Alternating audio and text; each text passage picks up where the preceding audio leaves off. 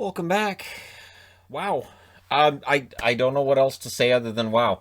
So that's twice now that I've done videos talking about the Canucks and a struggle, and they've won games after each time I've done that. So, no, I can't do that after every loss, or every day. But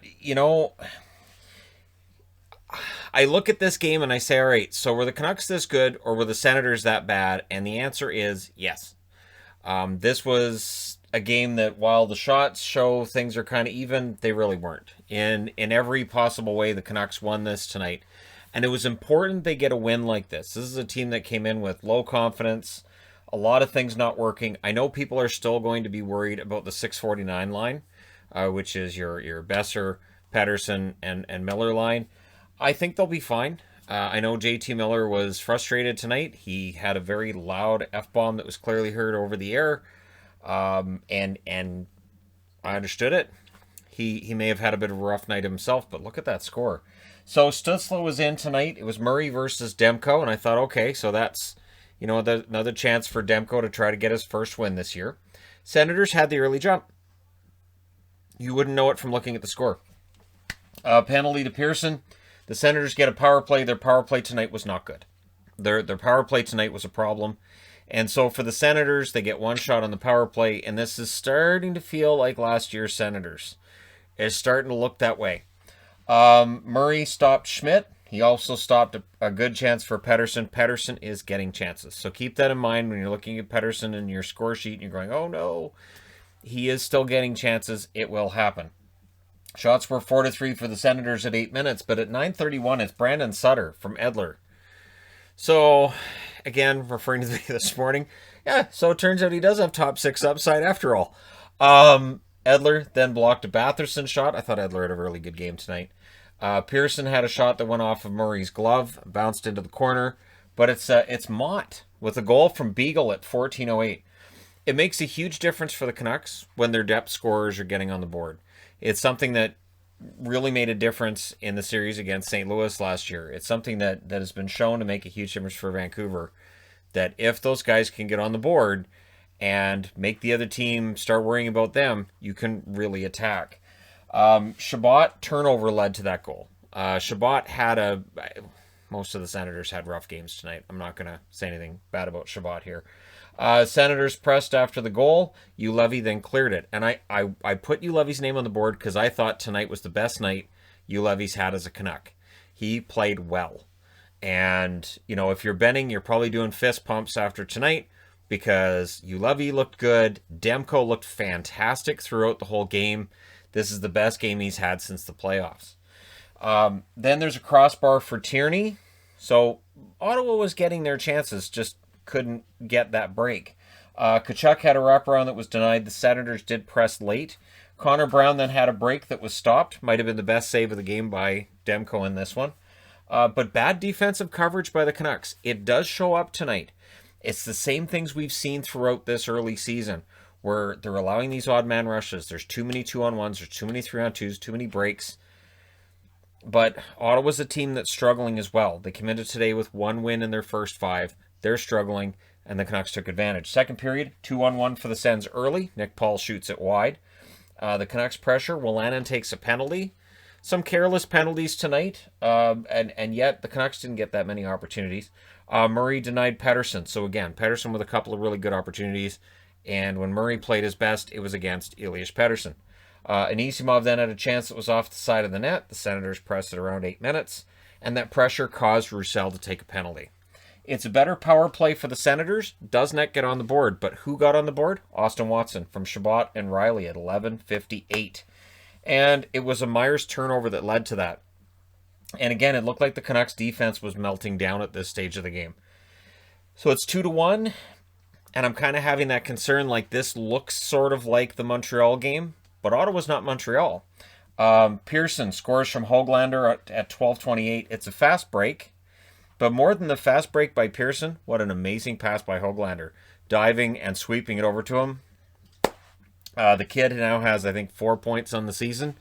He's been pretty good. And so you should always try to find the positives as a Canuck fan. It's really, really important, especially with the season that started off like this. Find the positives.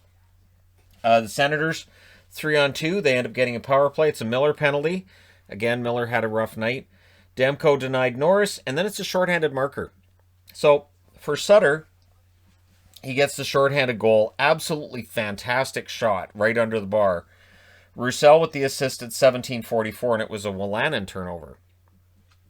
Before the end of that second period, we hear the loud cussing by JT Miller. I didn't put it on the board because I was running out of room, and I thought, no, I can just talk about it because it's not like we're going to be able to forget it.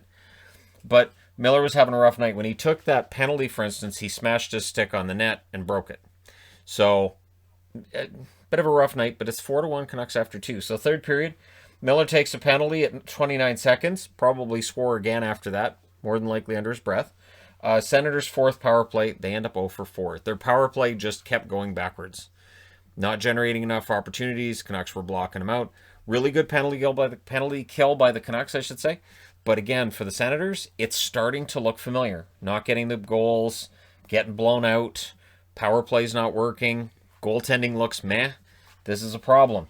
Roussel then went against Josh Brown, but they didn't throw a punch. So that was a 4-on-4 coming out of that.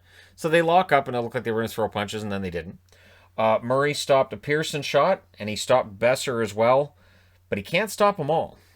So Horvat with a double doink, basically off one post, off the other post, and out. Murray thinks it's in. You can tell on the play, Murray thinks that went in the net. Well, Hughes picks up the garbage and puts in his first of the year. If you're a Canucks fan, you want Hughes to get his first of the year. You wanted Demko to have a really good game. You wanted the penalty kill to show up. You wanted big game from your bottom six. A lot of things that Canuck fans have been looking for over the last week or so. Ticked all those boxes tonight. And keep in mind, they're going to play 3 and 4 nights. So they're off tomorrow, and then they play 2 days in a row after that. So that double doink and then the goal. Pearson with an assist as well. That's at 12-12 of the third period, made it 5-1. McEwen and Watson then had a fight. Extra 2 for McEwen in that case.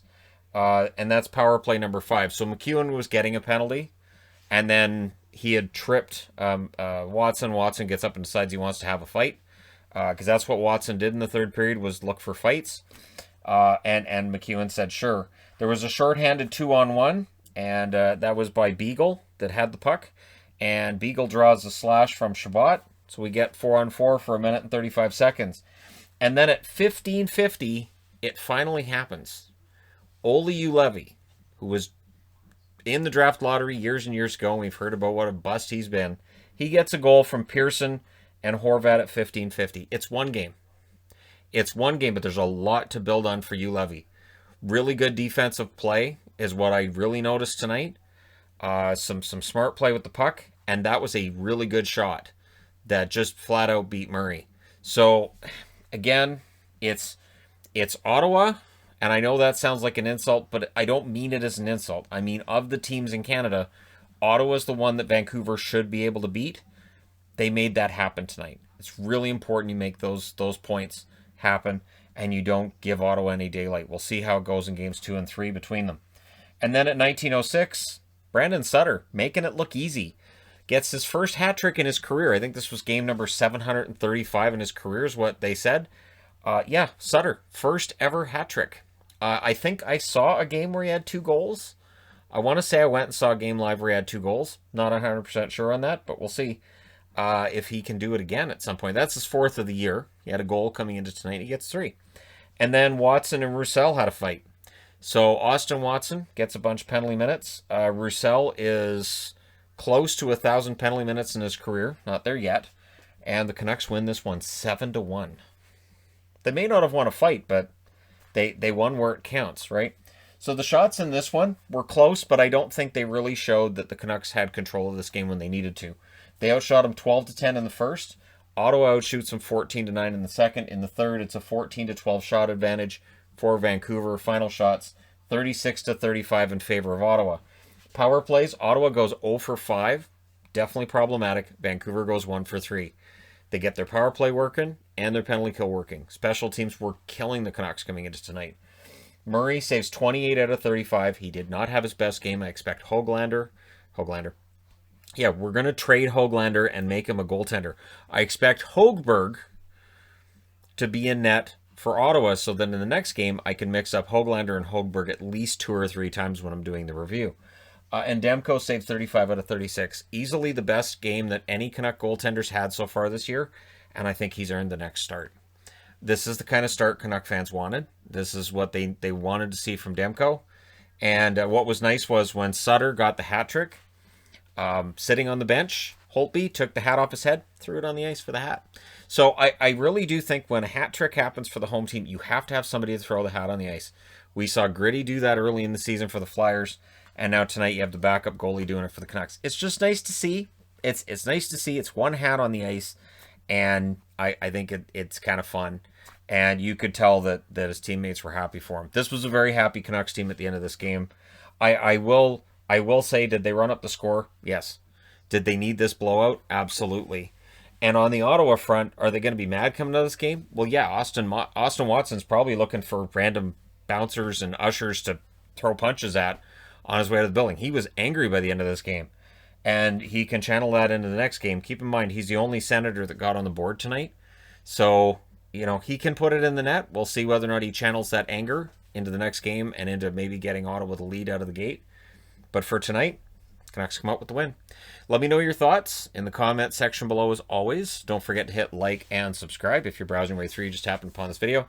Tomorrow, there's 13 games. I'm not even going to try to follow absolutely everything that's going on. I've decided I'm going to treat it kind of like when I go to a Canucks game live, where I come home and I do the review and I have all the stats from the night. I'm going to kind of do it that way on just a little bit modified version of that, because there's only so much one person can keep up with. But hey, it's going to be fun. There's a few fun nights coming up this week. And the Canucks and the Sens play again a couple nights from now. And there's only 3 games. I think it's still 3 games on that Wednesday. So I'll be able to spend a lot of time paying attention to that game as well. Thank you guys so much for all your support. Thanks for everybody who came out for the live stream today. And again, for members and patrons, we're doing the live stream tomorrow for members and patrons, which is on the community page on the channel and on my Patreon page as well. So throw that in there too. All right. Thanks again. I will talk to you again soon.